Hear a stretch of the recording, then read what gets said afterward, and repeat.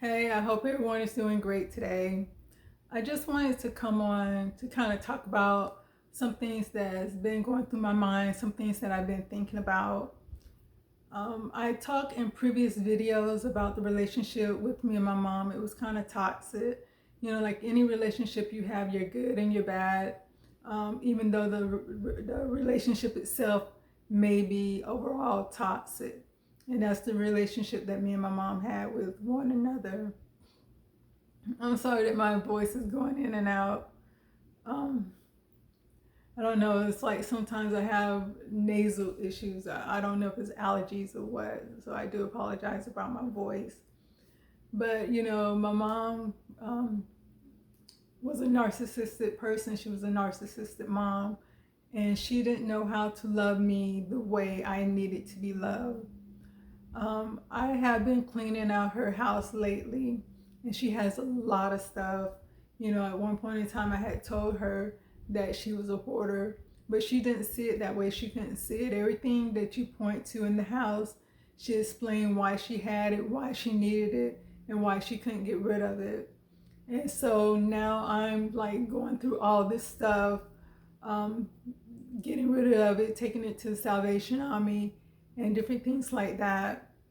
And it kind of takes me back to, because even though our relationship was toxic, I always tried to understand her. I didn't like just 100% cut her out of my life.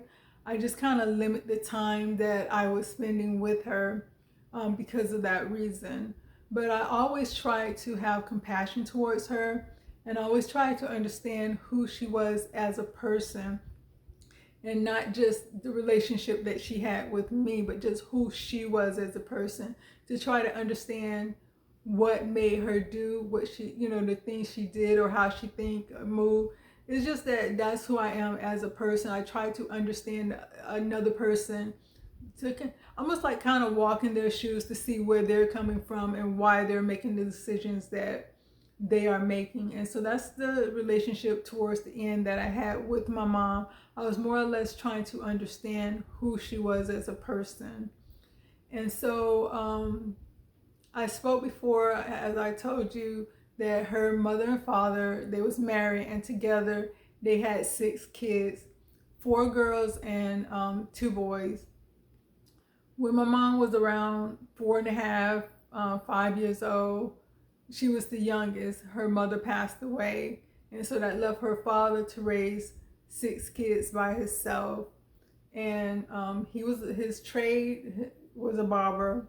So at the time, you know, like when the rest of the kids went to school, she, you know, before she was at home with her mom, now she had to go to the barbershop with her father. And so she really didn't have that nurturing that she would get from a mother, especially being so young when her mother passed away. She didn't get that nurturing. And then like her older siblings, their kids as well, and they're going through the process of losing the mom. And the harder thing for them, I think, is that they spent more time with her than she actually did. So I'm sure all of them was dealing with their own issues and their own understanding of how they're going to move forward with life.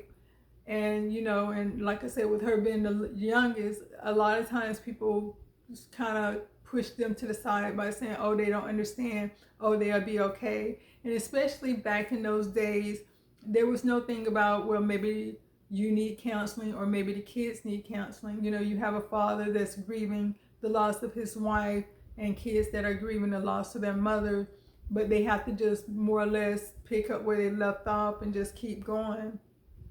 So I think she kind of got lost in a shuffle. I remember one conversation I had with her, and I called, asked her what she was up to, what she was doing, and she was like, oh, I'm getting ready to go out to get me a new microwave. My microwave broke and stopped working. So she was like, well, do you want to come? I'll wait if you want to come. I'm like, no, you go ahead and go. I'll just catch up with you later. So she went, got the microwave and everything. And the next time we talked, she was telling me about it. So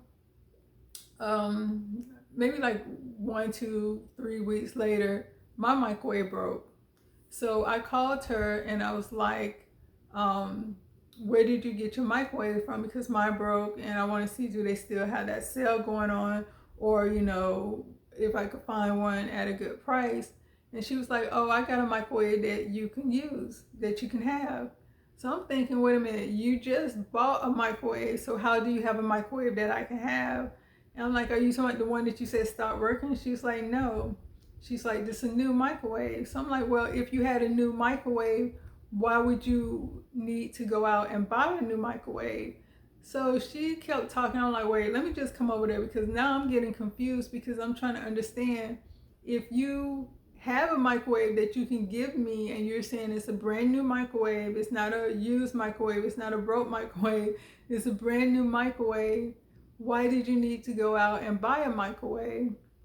So when I got to her house, I'm seeing her brand new microwave sitting up there, and she's like, I got a new microwave, it's the same one as that one. So she told me where it was. So I went, and when I went in there, it wasn't just one new microwave, it was two. So when she went and bought her microwave, she picked up 3 microwaves at that one time. So when I came back in there, I'm talking to her, I'm like, why did you buy 3 microwaves when you only needed one? You could only use one. And she was like, oh, the other 2 was backup. I'm like, backup for what? She was like, well, just in case this one break, I have 2 other ones, and I can, I can just go in there and get it and plug it up and start using it. So I'm like, well, just like when your other one broke, you went to the store and got it, why just not do the same thing?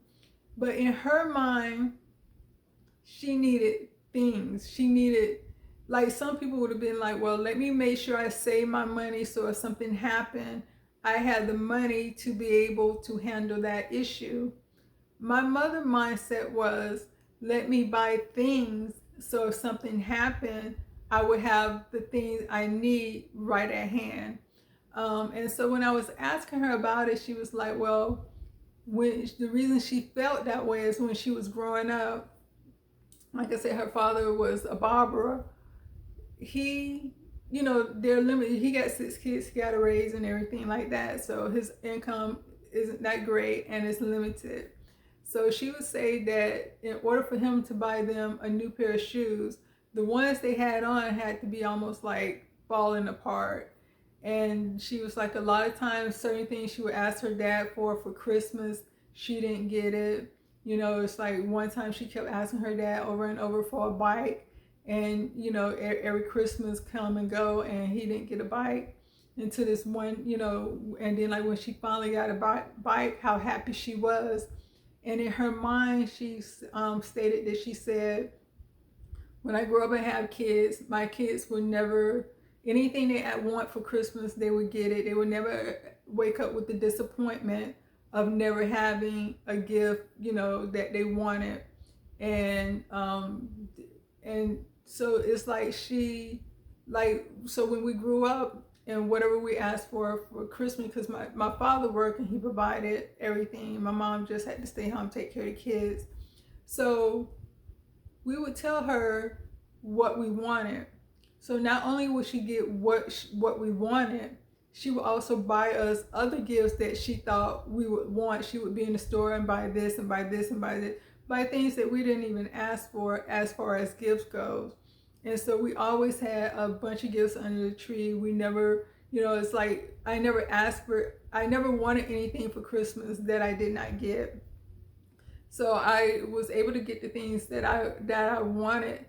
And she did that because of how she grew up. So like I said, instead of being on the mindset of I grew up without having, so I'm going to save money, so if something came up, I don't have to say no. I would have the money to be able to do the things I need to do. Her thing was, let me go ahead and buy everything at one time. If it's a sale, if I can get my hands on it, let me buy. She had clothes that had price tags on it that she never wore. She wasn't the type of person that went out socializing or anything like that, but she had a lot of clothes, like dress-up clothes, dressy clothes, dressy shoes that she never wore. She just bought it just in case something came up and she would need a dress, or something came up and she would need these pairs of shoes. She had more clothes and more shoes than I currently have in my closet. She had, like so many stacks and stacks of shoes. Sneakers. She had more sneakers than I have. I'm the one who's working out. I'm the one who's jogging and everything like that. But she had sneakers galore.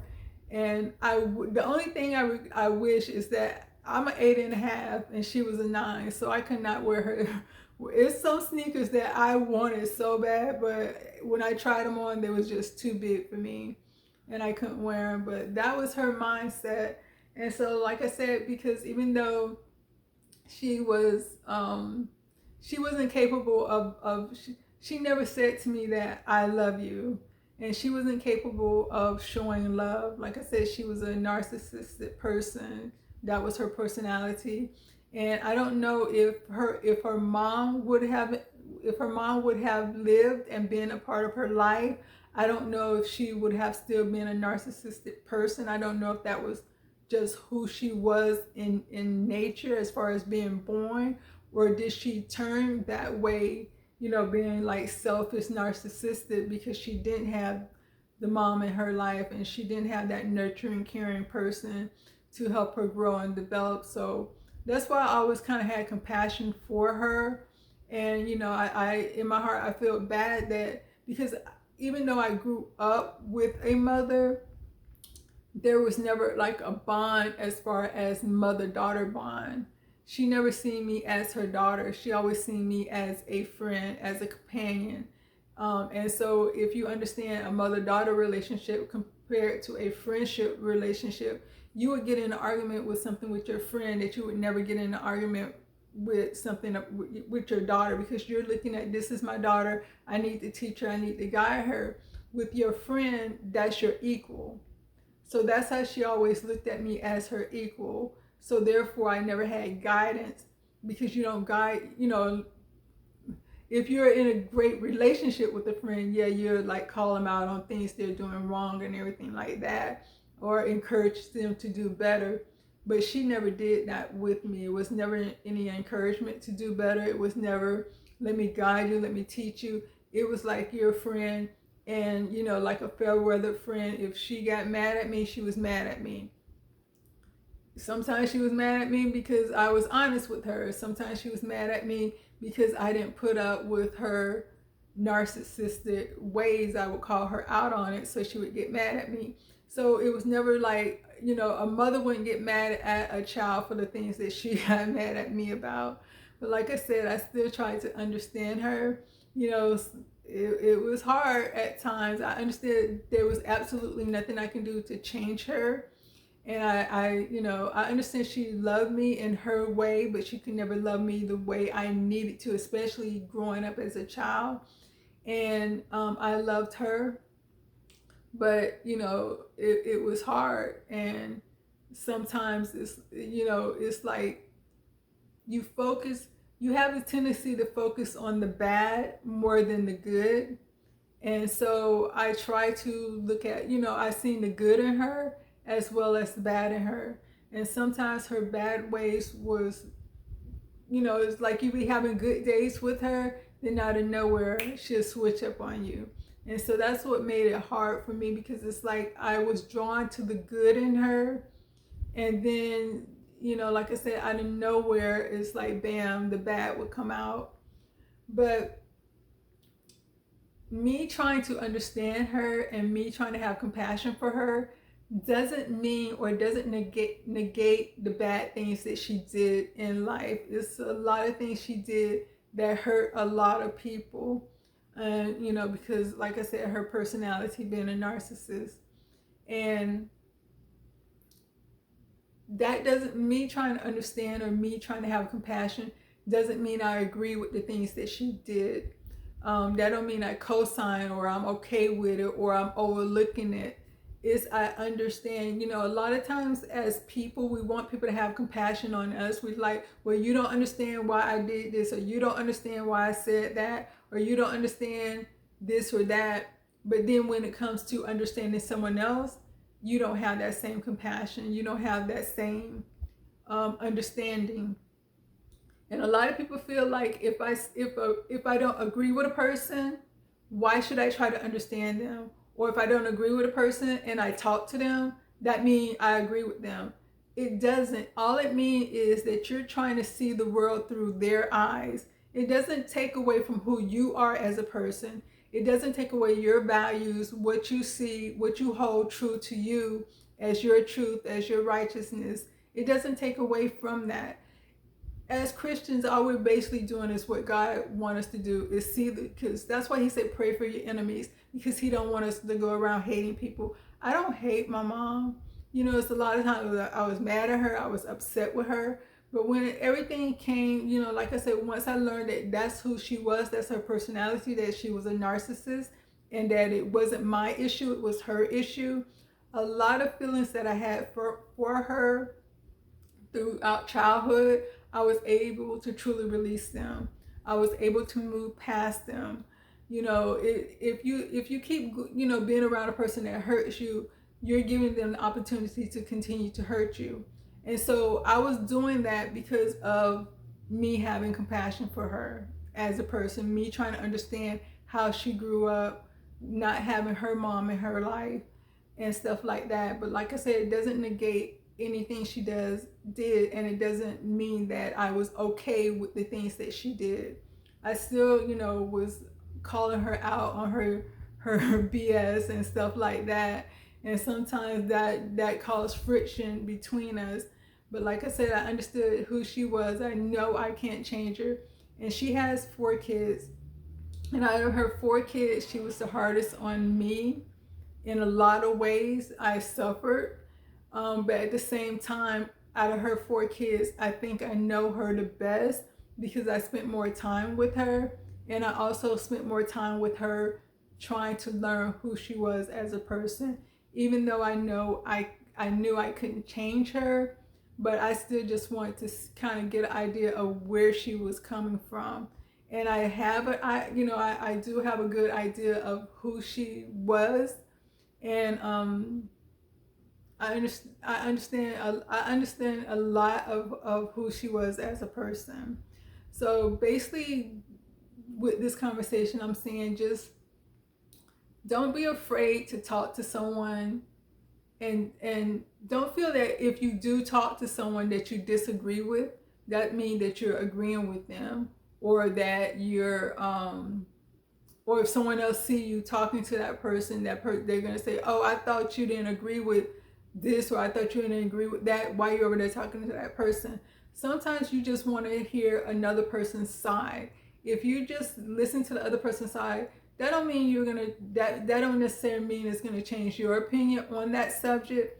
That doesn't necessarily mean it's gonna change your viewpoint, and that you're gonna be like, "Oh, okay, now I'm gonna go ahead and go the way that you want me to go." No, it's still, if you're grounded in who you are, no one can change you but you.